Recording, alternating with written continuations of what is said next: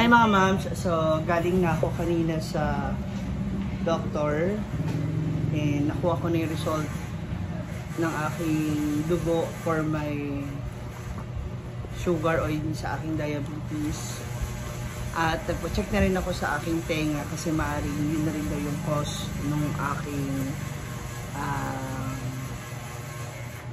what do you call this? Yung cause ng aking pagkahilo. Then, ngayon, pinasok ko na kanina sa doktor. Pero bago yan, gutom na po talaga ako. Kasi hindi ako, nag-fasting ako. Hindi ako nag-almusal. Tapos ngayon, parang nagagalit ko sa Ate Vivian. Anya, pakakainin ka. Stop. Damay. So, nandito ako ngayon sa store. And, parang hilaw ang kanin. Nailis o gamay. O ngayon,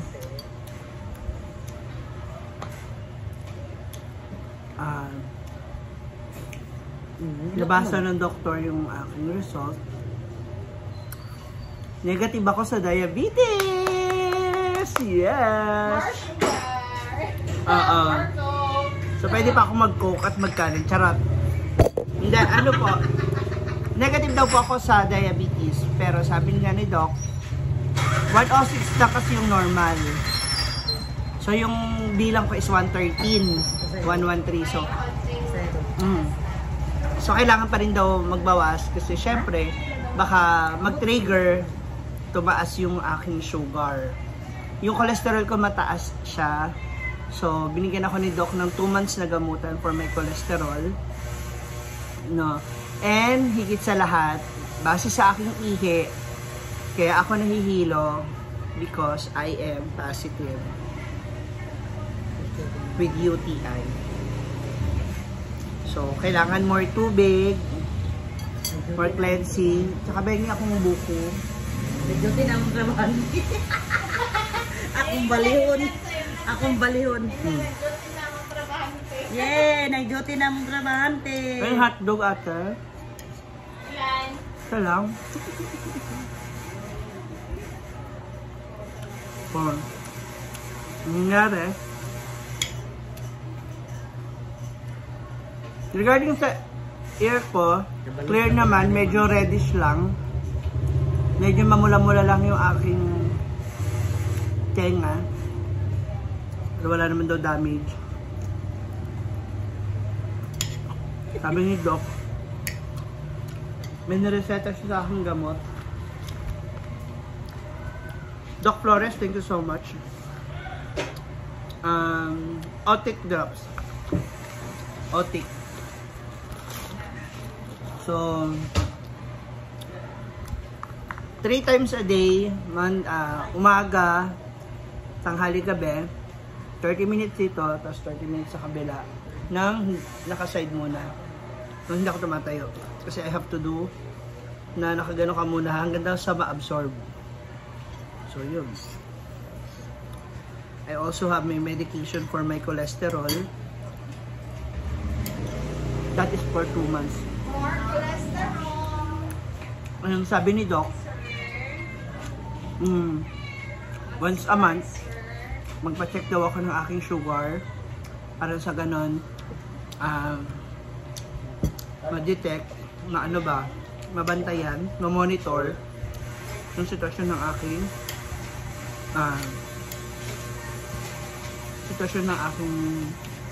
sugar. So, ipakita ko sa inyo kung ano yung nangyari doon sa nakita nila sa aking tenga. Panoorin niyo maigi. Nakakakilit yan. Hindi naman sakit, masakit pag ginaganyan ko? Ay, hindi naman po. Maliban na lang dito kasi bagong butas yung tenga ko. Pero okay lang. Pull ko lang konti.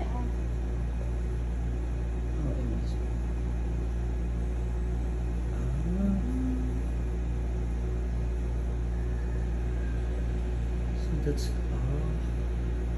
ay, kita nga nagtitig ako.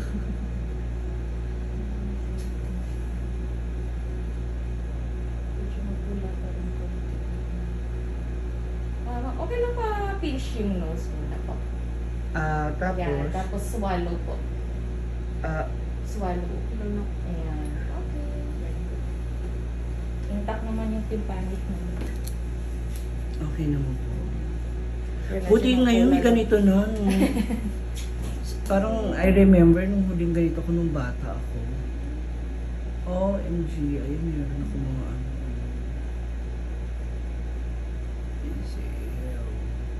Okay lang linisan natin yan? Yeah, please.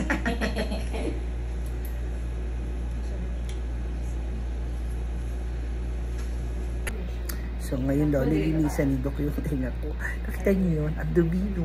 Easy, ew. Mamsi. Pero hindi kasi talaga ako palakot-kot ng tinga, mga mams. Ayan. Mabuti at least na nandoon. Ayan. Kinikilabutan agad ako, Doc. Ang sabi ka lang po, masakit ha. Okay.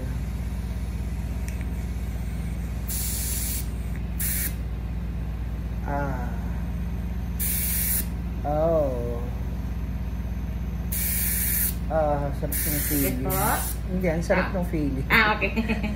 Kala ko masakit.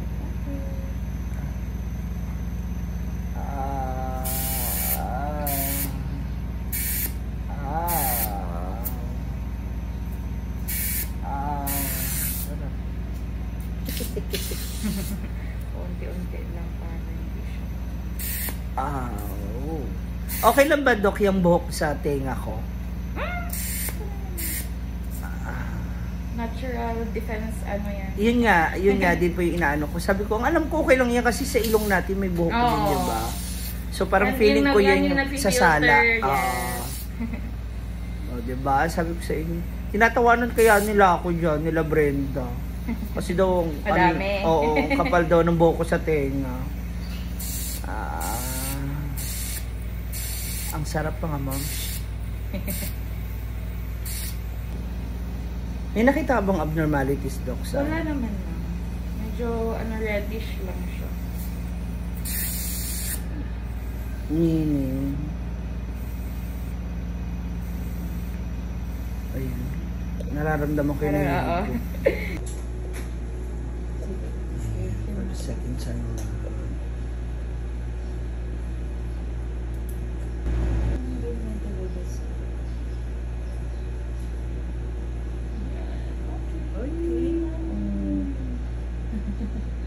Pula talaga siya.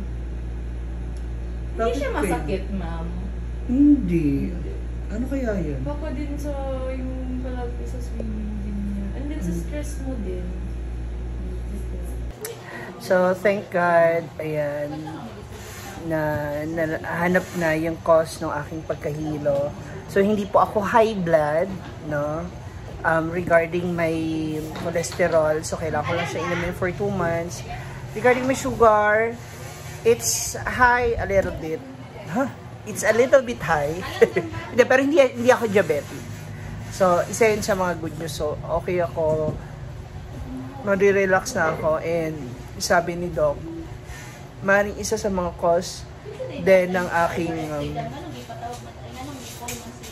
aking pagkahilo ay ang stress. So, I really don't know saan nanggagaling yung stress ko.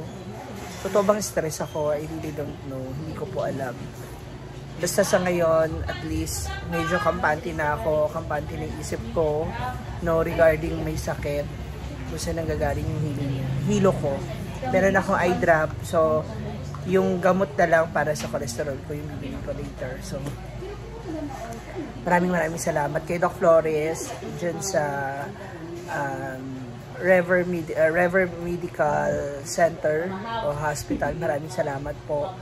And to everyone, keep on praying for me para sa magandang result ng aking health. And to Ate Rose, thank you so much, Ate Rose ng Los Angeles, California. Salamat sa iyo. Salamat sa tulong.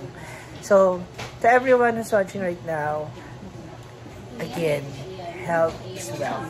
Ingatan po natin. Thank you so much. Bye-bye.